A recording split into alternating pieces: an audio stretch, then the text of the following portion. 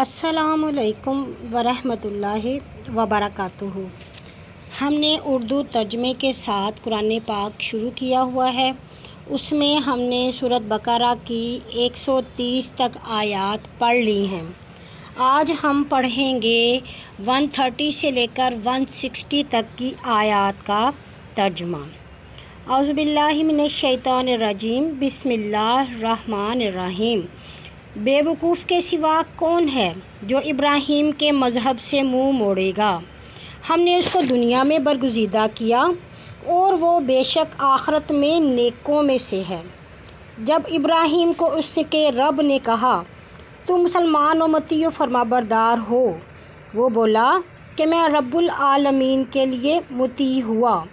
اور ابراہیم نے اپنے بیٹوں کو اور یعقوب نے بھی یہی وصیت کی کہ اے میرے بیٹو، اللہ نے تمہارے لیے ایک دن چن لیا ہے، تم ضرور فرما برداری میں مریو۔ کیا تم حاضر تھے جب یعقوب کی موت ہوئی، جب اس نے اپنے بیٹوں سے کہا کہ تم میرے بعد کس کی عبادت کرو گے؟ تو انہوں نے کہا ہم تیرے اور تیرے باپ دادا ابراہیم، اسماعیل اور اسحاق کے اللہ کی جو ایک اللہ ہے عبادت کریں گے، اور ہم اسی کے حکم پر ہیں۔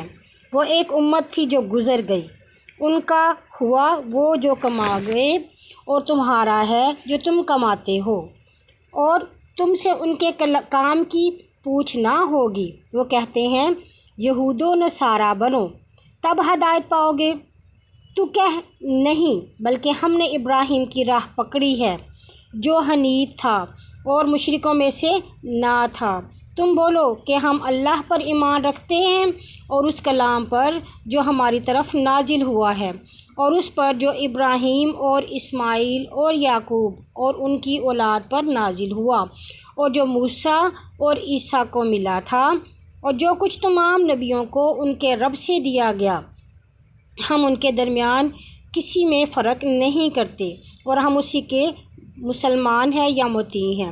پس اگر وہ بھی ایمان لائیں تو انہوں نے ہدایت پائی، اور اگر منہ موڑیں تو وہی ضد پر ہیں، اور ان کی طرف سے تجھے اللہ کافی ہے، وہ سنتا اور جانتا ہے۔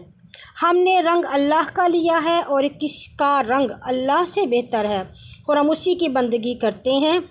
تو کہہ کیا تم ہم لوگوں سے اللہ کی بابت جھگڑتے ہو، اور وہی ہمارا اور تمہارا رب ہے، ہمارے اعمال ہمارے لیے اور تمہارے اعمال تمہارے لیے، اور ہم اسی کے لیے خالص ہیں۔ کیا تم کہتے ہو کہ ابراہیم اور اسماعیل اور اسحاق اور یعقوب اور اس کی اولاد یہود تھی یا نصارہ؟ تو کہہ کیا تم زیادہ جانتے ہو یا اللہ؟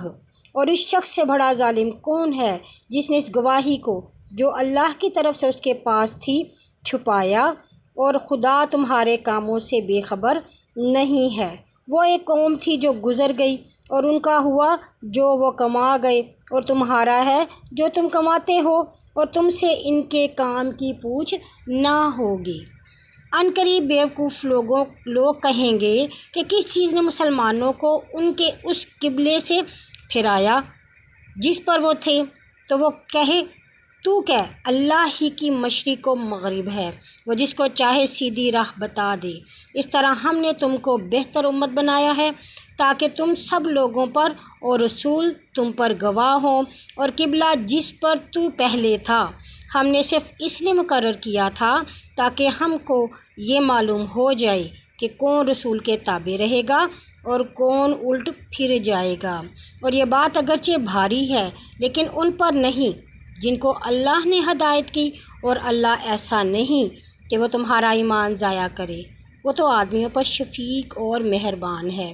ہم نے تیرے منہ کا پھر جانا آسمان میں دیکھا، سو ہم ضرور تجھے اس قبلے کی طرف پھیر دیں گے جس سے تو راضی ہے، بس پھیر لے تو اپنا منہ مسجد حرام کی طرف، اور جہاں تم ہو اپنے منہ اس کی طرف پھیرو۔ اور اہل کتاب جانتے ہیں یہ کعبہ کی طرف منہ پھیرنا حق ہے اور ان کے رب کی طرف سے ہے، اور اللہ ان کے کاموں سے غافل نہیں۔ اگر تو اہل کتاب کے پاس ساری نشانیاں بھی لا دے تو وہ تیرے قبلے کے تابع نہ ہوں گے، تو بھی ان کے قبلے کا تابع نہ ہوگا، اور ان میں بعض کے قبلے کے تابع نہیں ہیں۔ اگر تو ان کی خواہشوں کے تابع ہوگا بعد اس کے کہ تجھے علم حاصل ہو چکا ہے تو ظالموں میں سے ہو جائے گا، جنہیں ہم نے کتاب دی ہے اور اس کو محمد صلی اللہ علیہ وسلم کو ایسے پہچانتے ہیں، اور ان میں سے ایک فرقہ دانستہ حق کو چھپاتا ہے۔ حق تیرے رب ہی کی طرف سے ہے، تو شک کرنے والوں میں سے نہ ہو۔ ہم کسی کے لیے ایک جانب ہیں جس کی طرف منہ کرتا ہے، سو تم نیکیوں کی طرف دوڑو۔ جہاں بھی تم ہوگے اللہ تم سب کو اکٹھا کر لائے گا، بے شک اللہ ہر چیز پر قادر ہے۔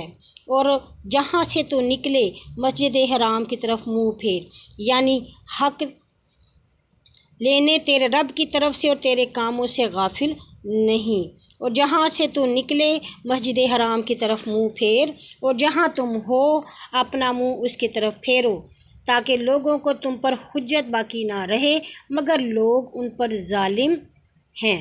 سو تم ان سے نہ ڈرو اور مجھ سے ڈرو، اور اس لیے کہ میں اپنا فضل تم پر پورا کروں اور شاید تم ہدایت پاؤ۔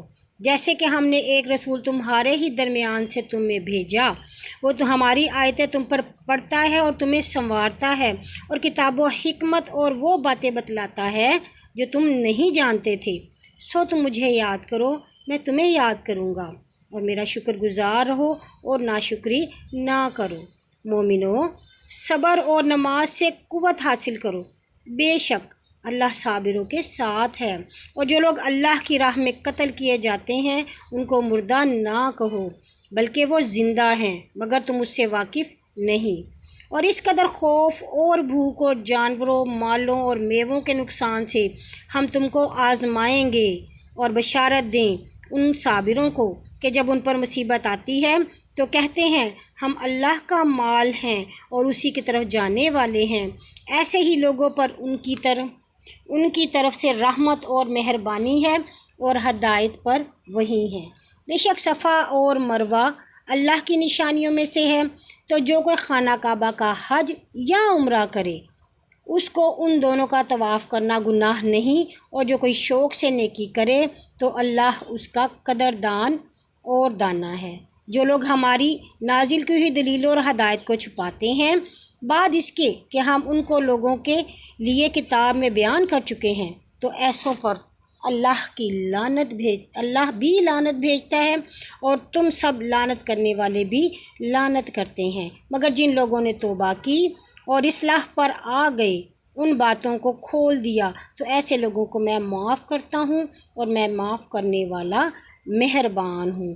جو لوگ کافر ہوئے اور کافر ہی مر گئے ان پر اللہ کی اور فرشتوں کے اور سب آدمیوں کی لعنت ہے، وہ ہمیشہ لعنت ہی میں رہیں گے، اور نہ عذاب ہلکا ہوگا اور نہ انہیں مہلت دی جائے گی۔